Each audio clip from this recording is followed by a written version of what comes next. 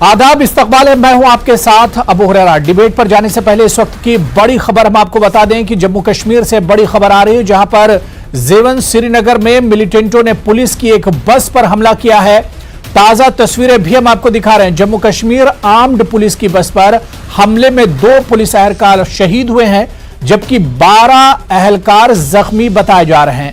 शहीदों में एक एएसआई और एक सिलेक्शन ग्रेड कांस्टेबल शामिल हैं। सिक्योरिटी फोर्सेज ने इलाके का मुहासरा कर लिया और हमलावरों की तलाश जारी है। ठीक शाम 6 बजे के बाद जेवन श्रीनगर में यह अटैक किया गया, जिसमें 2 पुलिस एहलकार 2 जवान शहीद हुए हैं और खबरों के मुताबिक 12 पुलिस एहलकार जख्मी है। इस बीच उमर अब्दुल्ला ने ट्वीट करके ताज़ियत पेश की है। जो जवान शहीद हुए इस हमले में, उन्हें उमर अब्दुल्ला ने खिराज अकीदत पेश किया है। और आपको बताते चलें कि आज ही कश्मीर के रंगरेट इलाके में एक इनकाउंटर हुआ था, जिसमें 2 मिलिटेंट मार गिराए गए थे और आज शाम ही यह बड़ा हमला हुआ। शुरू में जो खबर आ रही थी उससे लग रहा था कि पुलवामा जैसा ही यह हमला है, जिसमें 14 एहलकार जख्मी हुए थे। और इस वक्त जो खबर है, इसमें 2 पुलिस एहलकार हलाक हुए हैं, 2 सिक्योरिटी जवान हलाक हुए हैं और 12 जवान इसमें अभी जख्मी बताए जा रहे हैं। हालांकि सिक्योरिटी फोर्सेज ने इलाके का मुहासरा कर लिया है और लगातार सर्च ऑपरेशन इस इलाके में चलाया जा रहा है। श्रीनगर का यह जेवन इलाका है जहां पर यह अटैक किया गया है। श्रीनगर के जेवन से ये पुलिस की बस गुजर रही थी, सिक्योरिटी जवानों की बस गुजर रही थी, जिस पर अचानक ये मिलिटेंटों ने अटैक किया है। और उस गाड़ी की तस्वीरें भी लगातार हम आपको दिखा रहे हैं जिस पर यह अटैक किया गया है। जेवन श्रीनगर का यह पूरा मामला है, जहां पर जेके आर्म्ड पुलिस की बस पर यह हमला किया गया। मुसल्लह पुलिस फोर्सेज की इस बस पर यह हमला हुआ था, जिसमें 2 पुलिस एहलकार शहीद हुए हैं और 12 पुलिस एहलकार जख्मी हैं।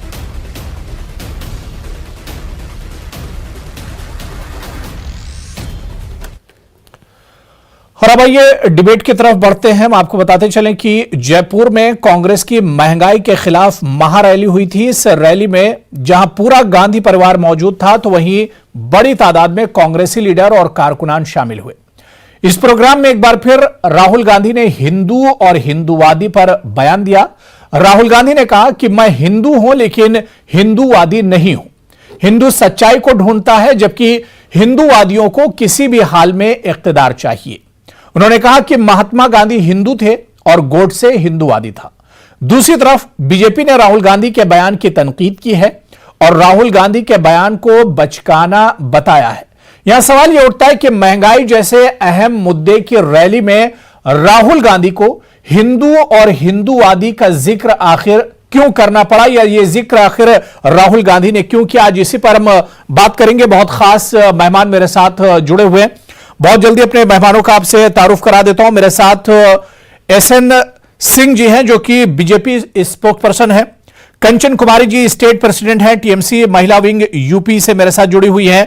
डॉक्टर अभिषेक प्रताप सिंह जी, जो कि पॉलिटिकल एनालिस्ट हैं, डीयू से मेरे साथ जुड़े हुए हैं। कुछ देर में बीजेपी तर्जुमान भी हमारे साथ इस डिबेट का हिस्सा होंगे। सभी मेहमानों का बहुत इस्तकबाल है न्यूज़ 18 उर्दू में। मैं सबसे पहले एसएन सिंह साहब, क्योंकि अभय दुबे जी अभी डिबेट में मेरे साथ जुड़े नहीं, मैं सबसे पहला सवाल है एसएन सिंह जी आपसे ले लेता हूं कि जयपुर में कांग्रेस की महंगाई के खिलाफ महारैली हुई, लेकिन इसमें महंगाई से ज्यादा हिंदू और हिंदूवादियों की बात की गई कांग्रेस और राहुल गांधी के जरिए। देखिए, कांग्रेस के लिए यह नई बात नहीं है। कांग्रेस हमेशा से हिंदुओं को टारगेट करती रही है और राहुल गांधी कभी हिंदू आतंकवादी कहेंगे, कभी इनके पार्टी के लोग कहेंगे कि राम का जन्म ही नहीं हुआ था, उनके अस्तित्व पर सवाल उठाएंगे, रामेश्वरम पे सवाल उठाएंगे और कहेंगे कि जो लोग मंदिर जाते हैं वो लड़की छेड़ने के लिए जाते हैं।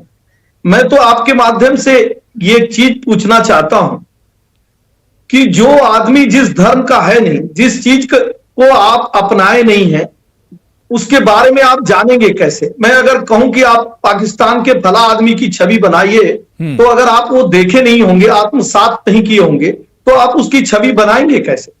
राहुल गांधी जी कभी बनावटी हिंदू हो जाते हैं और कभी नहीं होते हैं, जो नहीं तो धर्म से हिंदू हैं और नहीं कर्म से हिंदू हैं, और हमेशा हिंदू विरोधी बातें करते रहते हैं जी। तो मैं तो यही कहूंगा कि आप देखे होंगे अभी 8 तारीख को एक घटना होती है और हमारे सेना के कितने लोग उसमें मारे जाते हैं, हमारे सीडीएस बिपिन रावत साहब मारे जाते हैं, और जो इनकी नैया पार करने वाली हैं वो गोवा में नृत्य कर रही हैं।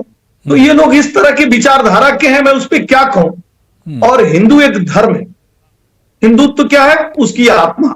जैसे सूर्य है तो सूर्य का एक गुण धर्म है कि उसमें प्रकाश निकलेगा, पानी का गुण धर्म है कि शीतलता होगी, आग का गुण धर्म है कि वह ज्वलनशीलता होगी। अरे भाई, हिंदू और हिंदुत्व तो अलग कैसे हो सकता है? मैं जो हूं, अगर नमक चीनी का काम करने लगेगा तो आप नमक कहेंगे कैसे? लेकिन केवल राहुल जी नहीं, आप एक एक लोगों का बयान देखे होंगे, आपने चैनल के माध्यम से भी दिखाए होंगे, और इन्हीं के पार्टी के एक नेता ने कहा अभी कुछ दिन पहले, मैं आपको रोकना चाहूंगा 30 सेकंड। मेरे साथ बहुत खास मेहमान अभय दुबे जी, जो कि स्पोक्स पर्सन है कांग्रेस के, वो भी डिबेट में जुड़ चुके हैं। अभय दुबे जी सर, आपका भी बहुत इस्तकबाल है न्यूज 18 उर्दू में। एसएन सिंह जी, अब जल्दी से बात पूरी कर लीजिए।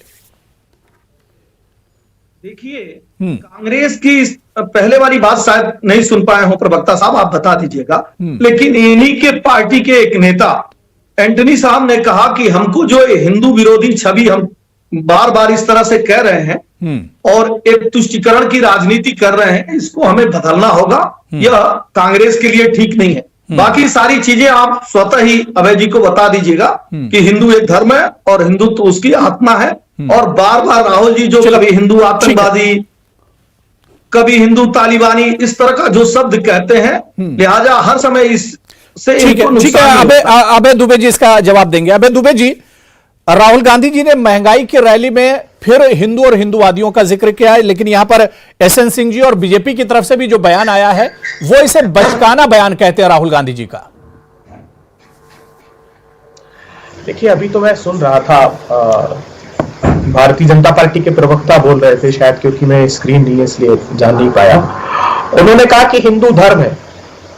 मैं चुनौती देता हूं, मोहन भागवत साहब ने मंच से और नरेंद्र मोदी जी ने मंच से कहा कि हिंदू धर्म नहीं है, हिंदू जीवन पद्धति है। और उन्होंने ये बात कही सर्वोच्च अदालत के संदर्भित विषय पर। अरे साहब, सत्ताचारी तय नहीं करेंगे, धर्माचारी तय करेंगे। हिंदू धर्म मेरा है, हिंदू धर्म सनातन धर्म है। क्या अंतर है हिंदू धर्म में और हिंदुत्ववादियों में? ये राहुल गांधी जी ने इसकी स्पष्ट व्याख्या की है। एक बुनियादी अंतर है, मैं छोटे से मेरे संदर्भ में समझाता हूं। भगवान राम प्रतिबिंबित करते हैं हिंदू को, हिंदू धर्म को, और रावण जो है वो परिलक्षित करता है हिंदुत्ववादियों को। दोनों शंकर के अनन्य अनुयायी थे। उन दोनों में बुनियादी अंतर यह था कि भगवान राम मर्यादा पुरुषोत्तम, भगवान श्री राम वचनों की मर्यादा की रक्षार्थ सत्ता को तज कर वन में जाने वाले भगवान है। भगवान राम सहिष्णुता, संयम, सदाशयता और सदाचार में आस्था रखते हैं, और रावण दंभी था, लोभी था, सत्ता के लिए सब कुछ कर सकता था, और माता सीता का हरण इसी प्रकार किया। भारतीय जनता पार्टी के लोग भी उसके उन्हीं के अनुयायी हैं। इसी प्रकार छद्म वेश धारण करके तुलसीदास जी ने कहा इनको, नाना विधि कही कथा सुहाई, राजनीति भय प्रीत दिखाई। राजनीति से, भय से, प्रीत से इन्होंने भी सत्ता का हरण किया। ठीक है, ये तमाम बातें देखिए अपनी जगह ठीक है, और लेकिन सवाल अभय दुबे जी यहां पर ये उठता है कि कांग्रेस, अभय दुबे जी, मैं आ रहा हूं एसएन सिंह जी, हिंदुत्व का धर्म, एसएन सिंह जी मैं आ रहा हूं। एसएन सिंह जी सुन लीजिए, मैं एक एक करके सबके पास आ रहा हूं। यहां पर डिबेट करने हम बैठे, लड़ाई झगड़ा करने के लिए नहीं बैठे। मैं आ रहा हूं, दोबारा से आऊंगा एसएन सिंह जी, मैं आऊंगा।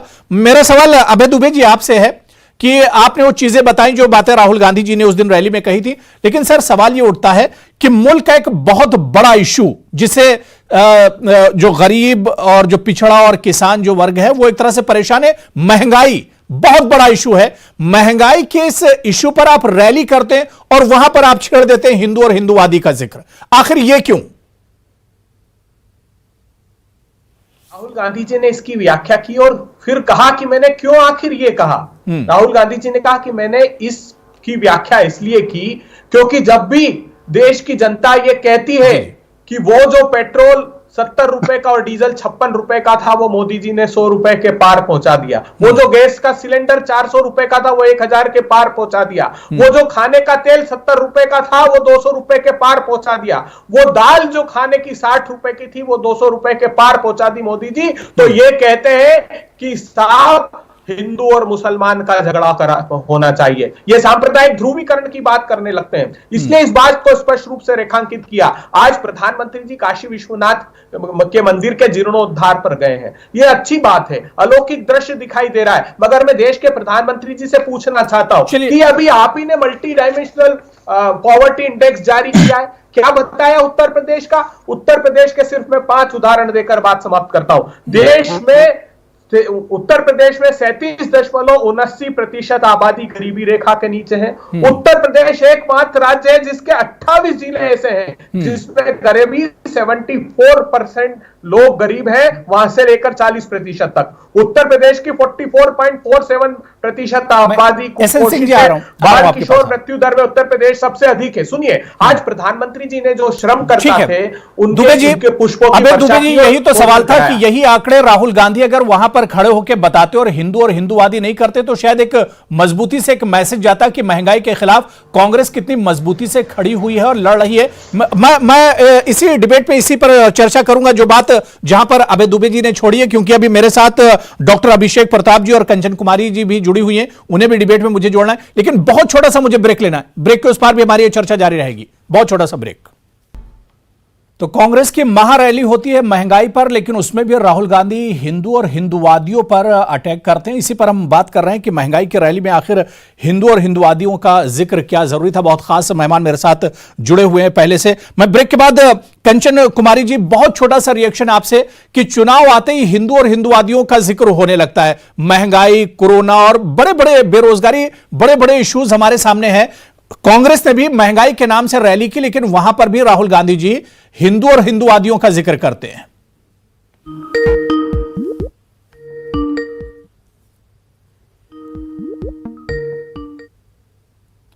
कंचन कुमारी जी जी बताएं। जी कंटिन्यू कीजिए, कंटिन्यू। मेरी आवाज आ रही है? जी बिल्कुल जी।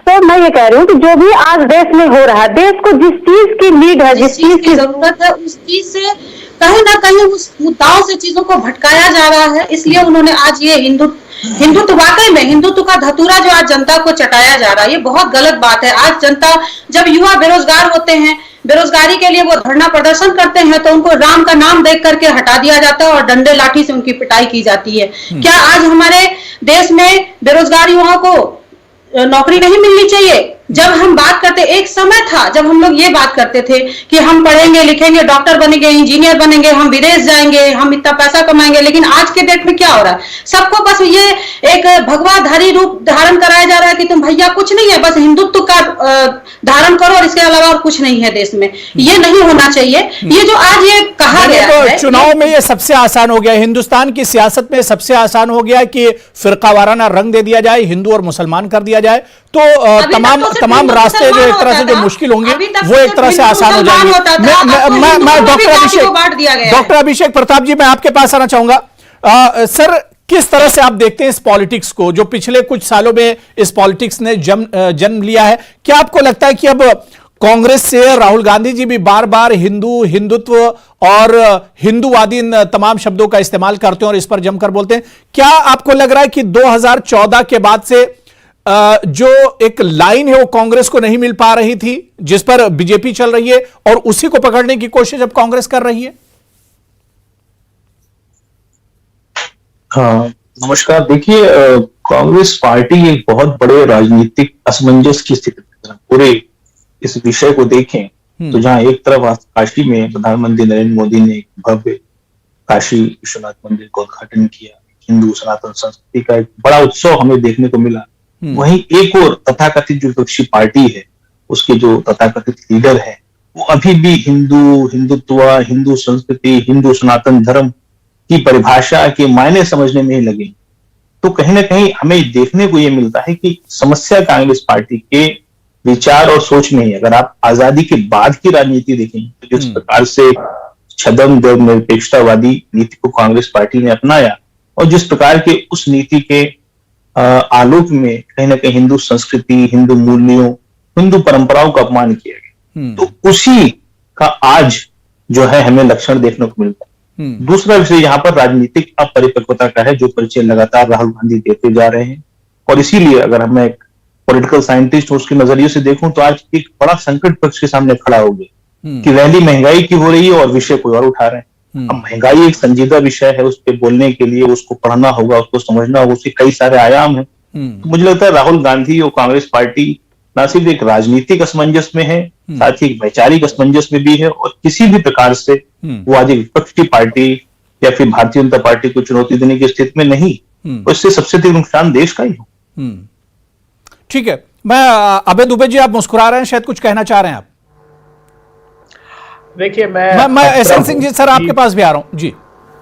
हाँ, काशी विश्वनाथ का जिक्र किया हमारे साथी मित्र ने, और वहां प्रधानमंत्री जी ने श्रमिकों के साथ खाना खाया, पुष्पों की वर्षा की, मगर प्रधानमंत्री जी जो हंगर इंडेक्स है इंडिया का, वो ये बताता है कि 116 देशों में हमारी स्थिति बद से बदतर होकर 101वें स्थान पर आ गई। प्रधानमंत्री जी, आज आपने आत्मनिर्भर भारत की बात की, मैं भी अभिभूत था। मैं सोच रहा था कि कैसे प्रधानमंत्री जी ने बीते 7 सालों में आत्मनिर्भर भारत पर काम किया, तो लोकसभा में मुझको इस बात का जवाब मिला। आप याद कीजिए कि गलवान में जो हमारे सैनिकों की शहादत हुई, जब इस देश को कहा गया कि हम उसके, मगर जो इंपोर्ट चाइना से है वो आजाद भारत के इतिहास में सबसे अधिक पिछले वर्ष हो गया इस हमले के बाद। 65.21 बिलियन US डॉलर का इंपोर्ट हो गया। तो आत्मनिर्भर भारत को कुचल देने का काम इन लोगों ने किया। मैं जानने का बड़ा उत्सुक था प्रधानमंत्री जी, आपने जिस वाराणसी नगरी की आज बात की, उसकी परिस्थिति तो एक बार देखते हैं। आपके खुद के नीति आयोग ने बताया कि 26.03% आबादी नए सिरे से वहां गरीबी रेखा के नीचे धकेल दी गई है। आपने बहुत उज्ज्वला का अभय दुबे जी, ये 1000 रुपए बड़े सटीक आंकड़े आप बता रहे हैं। अभय दुबे जी, आबादी उत्तर प्रदेश की अभय दुबे जी जो फिर गोबर और कट्टों पर निर्भर हो रही है। बिल्कुल अभय दुबे जी, उनके पास नहीं है। अभय दुबे जी, बहुत सटीक आंकड़े आप बता रहे हैं, लेकिन सवाल फिर वही उठता है कि महंगाई की रैली में राहुल गांधी को हिंदू और हिंदूवादियों की याद क्यों आती है? वो आखिर उसके पीछे क्यों पड़ गए हैं? नहीं, पीछे पड़ने का ये तो मैं वही कह रहा हूं ना कि परिणाम विहीन सत्ता के भोग में लगे रहना ही हिंदुत्ववादी है, ये राहुल गांधी जी ने बताया। राहुल गांधी जी ने बताया कि किसान, आप कल्पना कर सकते हैं, अभी सितंबर में 2021 में रिपोर्ट दी मोदी जी के NSO ने, उन्होंने कहा कि किसानों की आय 27 रुपए प्रतिदिन एक किसान की आय रह गई। कल्पना कीजिए, जो फरवरी में बरेली की रैली में प्रधानमंत्री जी ने कहा था कि 5 वर्षों में किसान भाइयों तुम्हारी आमदनी 2 गुनी कर दूंगा, 2 गुनी तो नहीं कि 25,000 रुपए। चलिए ठीक है, एसएन सिंह जी आप कुछ कहना चाह रहे हैं? एसएन सिंह जी, कुछ कहना नहीं सर, जैसे सबको समय दे रहे हैं भारतीय जनता पार्टी को, अभी जवाब सुन लीजिए। अभय दुबे जी 2 बार बोल चुके और मैं इंतजार कर रहा हूं। मैं इनसे एक सवाल पूछा था कि अगर मैं किसी को नहीं देखा हूं तो उसकी छवि अपने कैसे बना पाऊंगा? पहले ये सिद्ध कर दें कि राहुल जी हिंदू हैं कि नहीं, तभी तो हिंदू के बारे में कहेंगे। दूसरा, इन्होंने हंगर इंडेक्स के बारे में कहा। जब आदरणीय प्रधानमंत्री जी विदेश जाते हैं और भारत का सर जो है ऊपर उठता है, तब ये कहते हैं कि ये तो मैनेज किया हुआ है। लेकिन एक विदेशी एजेंसी जब कहती है हंगर इंडेक्स की बात, तो आप उसको मान जाते हैं। और भारत विरोधी चीजों को आप कहां लेके जाते हैं? भारत में नहीं उठाते हैं, आप विदेश में उस चीज को उठाते हैं। मैं इनसे पूछना चाहता हूं, आज उत्तर प्रदेश की जनसंख्या से बहुत ज्यादा कम राजस्थान की जनसंख्या है, उत्तर प्रदेश की जनसंख्या से पंजाब की जनसंख्या कम है, छत्तीसगढ़ की जनसंख्या कम है, और जहां आपके समर्थन से सरकार चल रही है महाराष्ट्र, वहां की भी जनसंख्या कम है। आप जाके देख लीजिए वहां बेरोजगारी का क्या दर है। और आपने जो कहा कि हम क्या कर रहे हैं, तो आज हम 75 देशों के को निर्यात कर रहे हैं, सेल्फ मेड जो हम हथियार बना रहे हैं। अबे टाइम मेरे पास कम है जी। अबे दुबे जी, सब सुनने की आदत डालनी पड़ेगी। और आप ठीक है, जवाब दे रहे हैं दुबे जी, जवाब दे रहे हैं। आज वो हम कार्य कर रहे हैं, जिस देश को, जिस प्रदेश को आप इन्होंने कहा के रूप में छोड़ दिए थे, आज हम दुनिया के साथ कदम से कदम मिला के मेरे भी प्रधानमंत्री हैं जी। जब वो मेरे भी प्रधानमंत्री हैं, जब वो विदेश जाते थे तो मुझे भी गर्व होता था, लेकिन मैंने देखने की कोशिश की कि आखिर परिणाम क्या निकला उसका। आप जानते क्या हुआ? ट्रंप साहब से पहली बार जब प्रधानमंत्री जी गले मिले तो हमारा जो प्रेफरेंशियल ट्रेड एग्रीमेंट अमेरिका के साथ था, जिसमें 2000 आइटम हम ड्यूटी फ्री वहां पर एक्सपोर्ट करते थे क्योंकि हम ट्रेड प्लस पार्टनर है अमेरिका के, ट्रंप साहब ने उसको खत्म कर दिया। जब प्रधानमंत्री जी अमेरिका जाने वाले थे, एक दिन पहले प्रेस कॉन्फ्रेंस ली और उन्होंने कहा ट्रंप साहब ने कि मैं पेरिस कन्वेंशन से बाहर होता हूं क्योंकि India and China are eating our lunch, और हमारा जो टारगेट था नॉन कन्वेंशनल एनर्जी को पैदा करने का। ठीक है, देखिए बात आगे बढ़ती जा रही है, लेकिन फिर सवाल वहीं का वहीं रह गया कि महंगाई के मुद्दे पर राहुल गांधी बोलते हैं लेकिन उसमें भी हिंदू और हिंदूवादियों का जिक्र आता है। अब सवाल यही उठ रहा है, क्या मुल्क की सियासत अब फिरकावारियत की तरफ जा रही है? क्या अब सिर्फ मुल्क की सियासत जात पात और बिरादरियों पर ही होगी? अब यह हम सभी को सोचना होगा कि अगर महंगाई, बेरोजगारी, कोविड, इस तरह के इश्यूज उठाते वक्त भी या इस तरह के इश्यूज के रैलियों में भी हम हिंदू और हिंदूवादी करते हैं तो फिर हम किस तरफ जा रहे हैं, यह सभी को सोचना होगा। बहुत बहुत शुक्रिया कीमती वक्त देने के लिए अभय दुबे जी, एसएन सिंह साहब, कंचन कुमारी जी और डॉक्टर अभिषेक प्रताप सिंह जी, सभी का बहुत बहुत शुक्रिया डिबेट में जुड़ने के लिए। आदाब।